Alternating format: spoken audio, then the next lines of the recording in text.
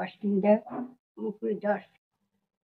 আমি খবরের পত্রিকার সদস্যবৃন্দ সবাইকে আমার স্নেহাশীর্বাদ সুআশীষ ভালোবাসা জানিয়ে আমি আমার একটা কবিতা পাঠ করছি।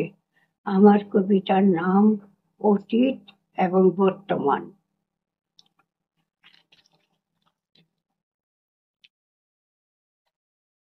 অতীত, তুমি বড়ই বিশৃঙ্খল। বর্তমান, তুমি মজায় কাটাও জীবন। অতীত, তুমি ছিলে হাসি খুশি চিন্তা শূন্য মন, তবুও দুঃখের কথা সুখের কথা মন বলে। বর্তমান জানে না দুঃখ কাকে বলে, শুনে শুনে একটু চোখের জল ফেলে। অতীত, বুকে আছে দুঃখ ভরা, একটু টোকা দিলেই ঝরে চোখের জল। যখন মন শান্ত হয় মনে জোগায় বল। বর্তমান ভাবে আমি একটু বৃক্ষ, নোয়াবো না শির। অতীত বলে ওই উঁচুতে আছে অহংকারের ভিড়। অতীত বলে এখনো সময় আছে, তাড়াতাড়ি সময় লাগাও কাজে।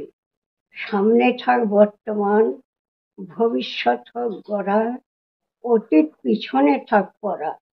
বর্তমান করছে ডাকাডাকি, অতীত দিয়েছে ফাঁকি। অতীত যা চলে বর্তমান হাসতে হাসতে বলে নমস্কার। আমার আরেকটি কবিতা পাঠ করছি। কবিতার নাম ভগবানের কাছে আরাধনা। আমাকে যা দিয়েছ নাথ, আমি তাতেই খুশি।